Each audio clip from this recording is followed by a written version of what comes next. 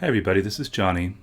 I put together for you a guide to cultural and linguistic resources and funds of knowledge for CalTPA Cycle 1. This is part of the resources I've been putting together to help you with Cycle 1. You can find more by going to this video. Recognizing and incorporating student assets is one of the central activities in completing Cycle 1. The TPA frames these as cultural and linguistic resources and funds of knowledge. The big idea is that you want to see your students as capable and bringing lots of knowledge both from home and from their prior learning into the lesson that you're teaching. You want to plan your lessons from an asset-based perspective on your students and what they bring to their learning.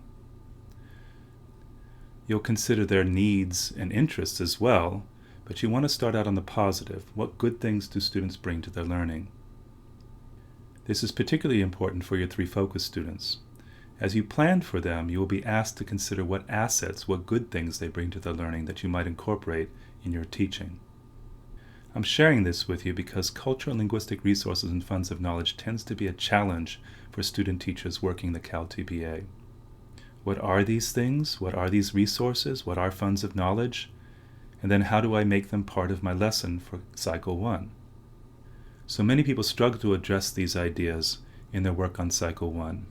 I'm hoping this talk and this work here will help you to do well by it. First, take time to consider cultural and linguistic resources and funds of knowledge for the teaching of your lesson. This will make our teaching better. We should always be thinking about these things. Who are our students? How can we be responsive to who they are and what they bring to the learning?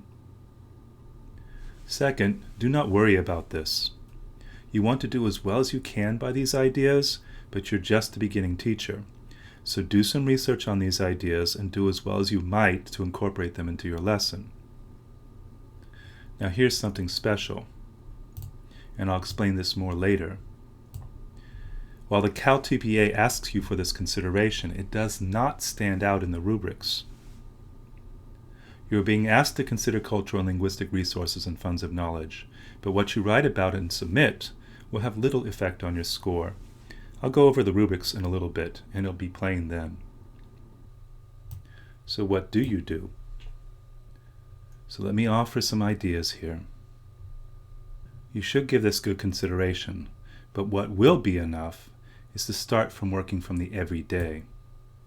So these are considerations that are not too hard to reach for, that you should be able to get to pretty easily with a conversation with your mentor teacher, and with your students, perhaps their parents, some folks in the community. These are everyday activities that you can incorporate for this consideration. Let's look at math. 3 parts. Culture lives in your classroom as well, and these are things that you do every day, and so those everyday cultural activities in the classroom count as well. So you could refer to any regular counting activity, lining up in order, sharing materials in groups, calendar routine, number games played in class, sorting activities, references to clocks and time. Any kind of built-in activity that you do often in the classroom around math. From a funds of knowledge perspective, you could think about things that happen at home or in the community. Measuring and sorting related to cooking, any kind of gameplay, dominoes or lottery, any kind of number games with dice, and then activities around shopping or commerce, and then family activities that might have something to do with counting or numbers. You can also include current student interests. So if the kids are talking a lot about something with sports or some games they're playing either on the playground or at home, movies, music, television, and you incorporate some of those ideas or you make reference to them in your lesson, then you're giving some attention to students' culture. And for language arts, again, everyday kinds of activities. You can refer to any regular language activity, the kinds of talks, discussion you have all the time. It could be around Student of the Week, it could be class meetings. Any kind of read-alouds you do regularly, singing with students, any kind of student reading for themselves. That's just a regular part of the culture of the classroom. Students' presentations too, again, regular part of the culture of the classroom, something you do all the time. From a funds of knowledge perspective, you can think about these things: family talk, get-togethers, celebrations the families might have around special events, singing, acting, any kind of very vocal, verbal kind of activity families engage in, and then how families go about literacy, what they read, what they talk about, even what they talk about at the dining table, and then other kinds of family activities as well. And for language arts as well, in terms of their interests, think about current sports, games, movies, music, and television. These are very much about everyday activities that happen in the classroom and at home. They're part of the student's culture. Let's take it to the next level. To take it to a higher level, much more in line with the intent of funds of knowledge, here are some considerations for you. For math, think about the economic activity of the community. I taught in a community with field workers, agricultural workers. How does that shape students' ideas around math? Along that line too, what work do parents do? What if the parents work in retail or they work in construction? Thinking about geography, how students live, how and where students live shapes time and space. Uses of technology, clocks and timers and phones. And then again, cultural considerations. Cultural routines around food preparation, cultural creative and art activities, culturally related entertainments, cultural ways of social interaction. This is a big one. How people interact and talk and think about things together is a cultural attribute. And you might include holidays and celebrations that might be relevant to whatever you're teaching.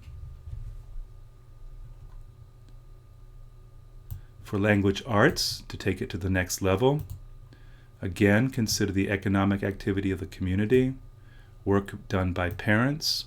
So you might imagine that somebody who works in some kind of retail organization might have a lot of social interaction that shapes the kinds of language that might be used at home.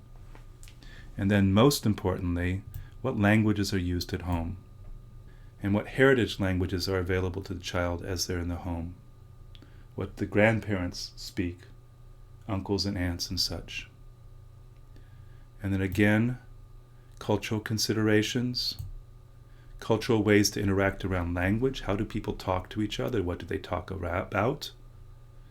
Cultural references to literature and story, song, cultural creative and art activities, culture-related entertainments, cultural ways of social interaction, how people interact and use language amongst themselves, and then again, a consideration for holidays and celebrations. So again, this is all about taking it to the next level. I'm going to give you some examples that might help you get started. So, for basic level math,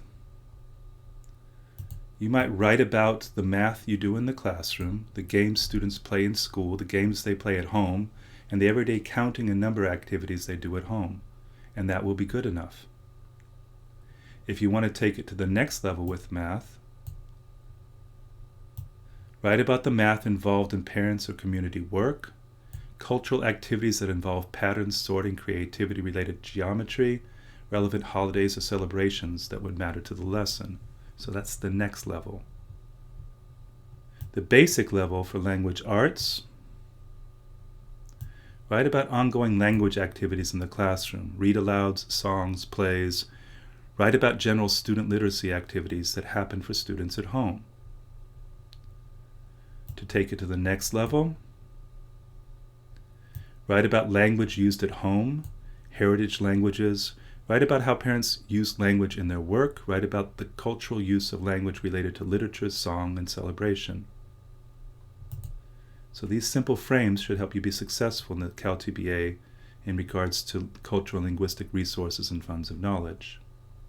I'm going to share with you what the rubrics ask for, and then I'll close with a couple of examples from actual CalTPA submissions.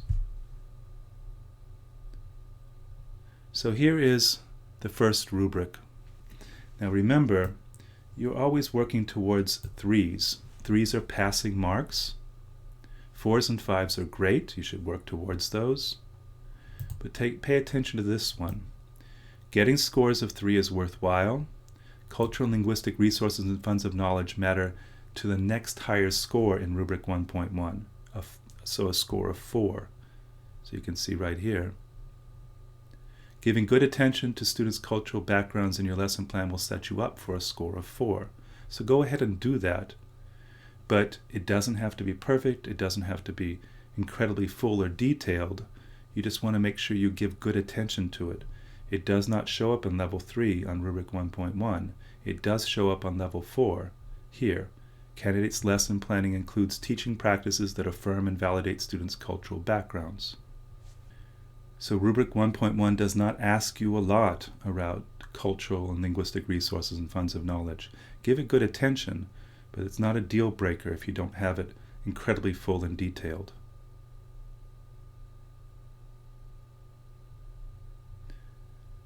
Now the next part does matter.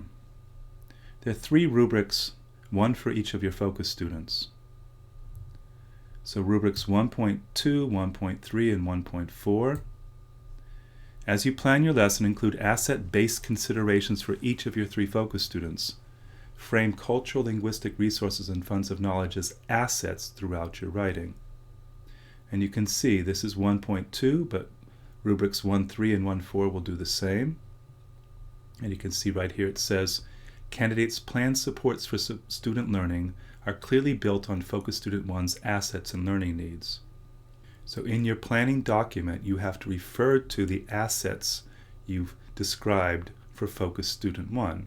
You will have to do the same for Focus Student 2 on Rubric 1.3, and as well for Focus Student 3 on Rubric 1.4.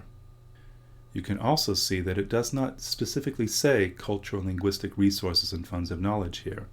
It's focused around assets. So make your writing focus on assets. Focus Student 1's assets, Focus Student 2's assets, Focus Student 3's assets, good things they bring to their learning. There's one more place this shows up, cultural and linguistic resources and funds of knowledge, and that's Rubric 1.7. And it's very much like Rubric 1.1. It only shows up on Level 4. So in Level 4 here it says, candidates' reflection on their lesson planning and instruction includes an understanding that affirming and validating the students' cultural and linguistic backgrounds influence student learning. It's not asked for in Level 3, which is the passing level.